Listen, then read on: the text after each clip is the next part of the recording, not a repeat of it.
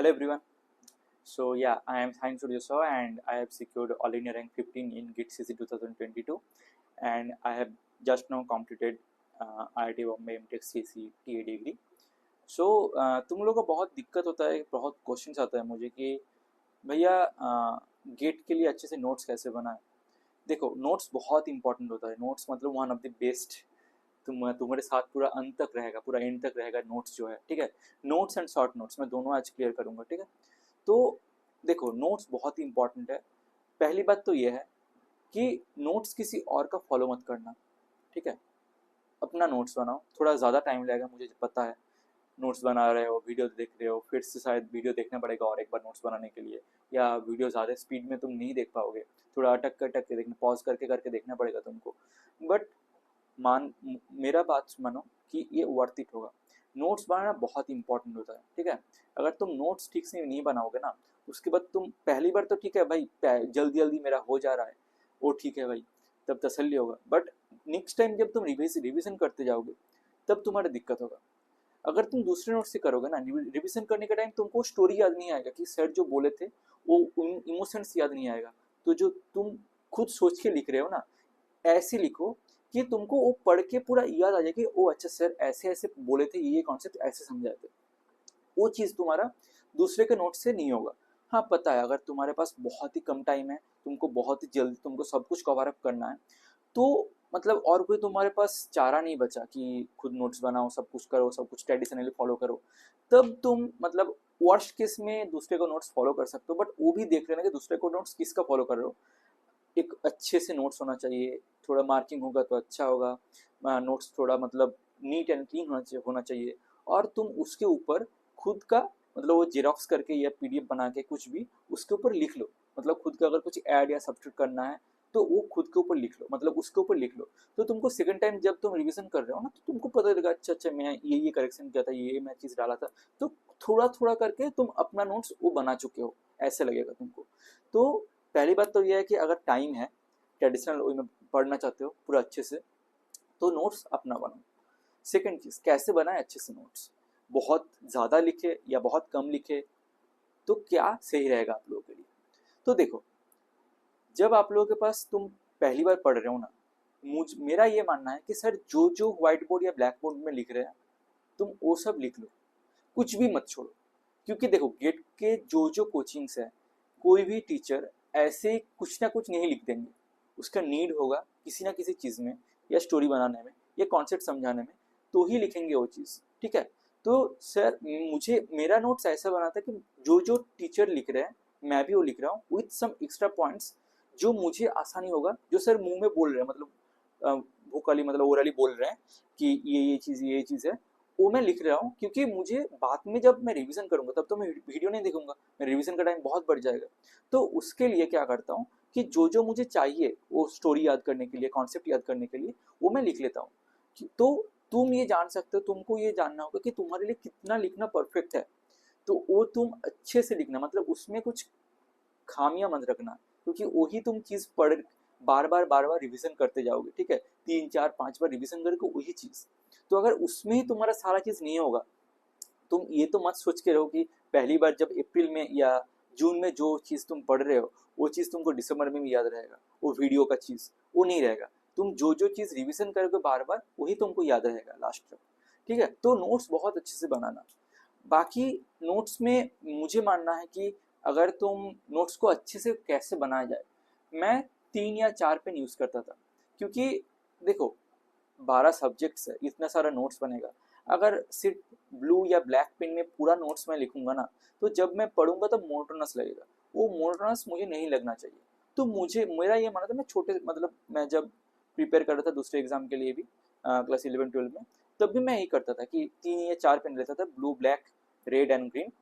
तो उसमें पॉइंट्स वगैरह या कुछ नोट्स या कुछ भी चीज़, मतलब मैं कलरफुल करना चाहता था जितना हो सके। देखो बहुत ज़्यादा तो नहीं होगा, बट जितना हो सके। एक अंडरलाइन कर दिया दूसरे पेन से, तो वो सब चीज़ ना तुमको दिख जाता है। जब तुम बाद में याद करोगे उस पेज का स्ट्रक्चर ना, वो बाकी कलर का चीज़, रेड मतलब बहुत इंपॉर्टेंट, ब्लू ग्रीन मतलब और थोड़ा कम इंपॉर्टेंट, ठीक है। तो ये सब चीज़ में तुमको याद रह जाएगा, अच्छा ये मैं रेड से मार्क किया था, तो थोड़ा अलग डिफरेंशिएटिव कुछ चीज़ होता है। तो मेरा यह है कि नोट्स अच्छे से neat and clean and colourful होना चाहिए, ताकि तुम अच्छे से समझो एंड अच्छे से याद रख पाओ। यही तो फंडा है ना, तुमको याद रखना पड़ेगा चीज़ें, कॉन्सेप्ट्स। तो तुम कैसे याद रख रहे हो ये तुम्हारे ऊपर है। मेरा ये मानना था कि अगर कलरफुल थोड़ा बनाऊंगा तो थोड़ा अच्छा होगा याद रखने के लिए। आप भी फॉलो कर सकते हैं। अगर मतलब ऐसे भी होता है कि बहुत लोग एक ही पेन से सारा चीज़ करते हैं और याद भी रखते हैं, या दैट्स फाइन। अगर आप कर सकते हैं तो बहुत ही अच्छा है। मेरा ये मेथड था, ठीक है। थर्डली, शॉर्ट नोट्स कैसे बनाएं एंड क्यों बनाएं। शॉर्ट नोट्स देखो इंपॉर्टेंट कब होता है, जब तुम बार बार टेस्ट सीरीज देते जाते हो दिसंबर में या जनवरी में, तो 1 या 2 दिन के अंदर तुम सारी चीज़ तो रिवीजन नहीं कर पाओगे। बट ऐसा नहीं होना चाहिए कि तुम थोड़ा थोड़ा करके रिवीजन कर रहे हो और बहुत चीज़ छूटा जा रहा है। तो ये कर सकते हो कि दिसंबर एंड जनवरी में 2 टेस्ट के बीच में जो भी थोड़ा थोड़ा गैप लग रहे हो ना, 12 सब्जेक्ट का शॉर्ट नोट्स तुम एक बार तुरंत रिवीजन कर सकते हो। तो शॉर्ट फार्मूलाइज एंड जो इंपॉर्टेंट कॉन्सेप्ट है, इंपॉर्टेंट नोट्स है, तुमको उससे पता चल जाएगा। मतलब 50% तुमको उससे पता चल जाएगा एंड बाकी 50% जो है वो तुम लॉन्ग नोट से रिवाइज कर सकते हो।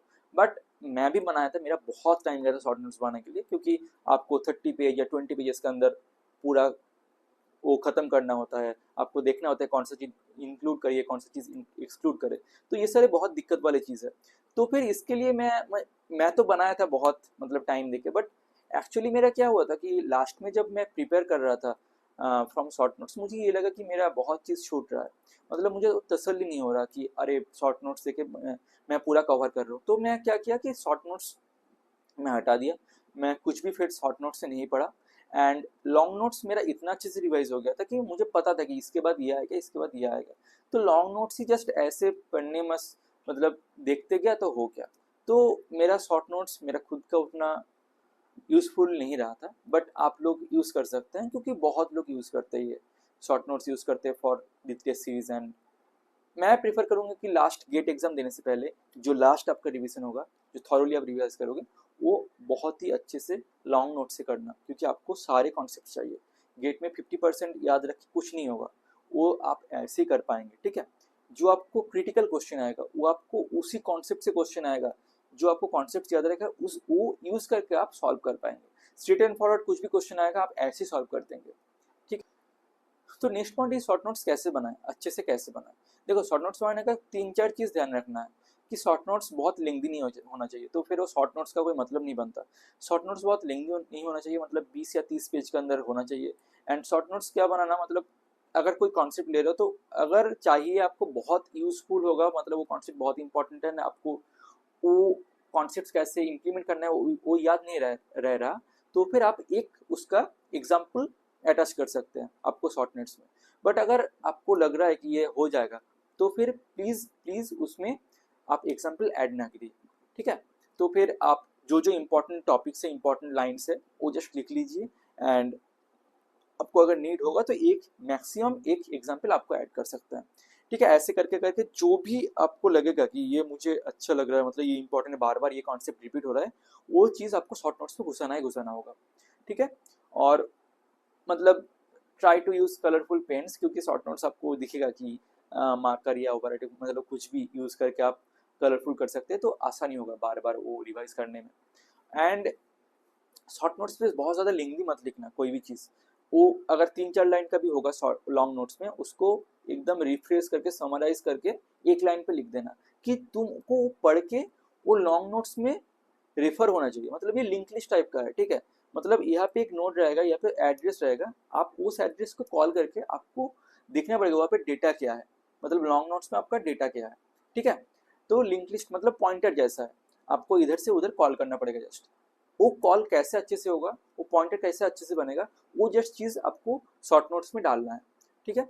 मतलब शॉर्ट नोट्स का वो चीज़ देख के आपको पूरा याद आना चाहिए, पूरा स्टोरी याद आना चाहिए कि लॉन्ग नोट्स में मेरा ये चीज़ है। वो हो भी सकता है कि पूरा एक पेज का हो, एक पेज का एक लाइन में आप डाल दिए, और ये भी हो सकता है एक लाइन का एक ही लाइन पे आप डाल रहे हो, ठीक है।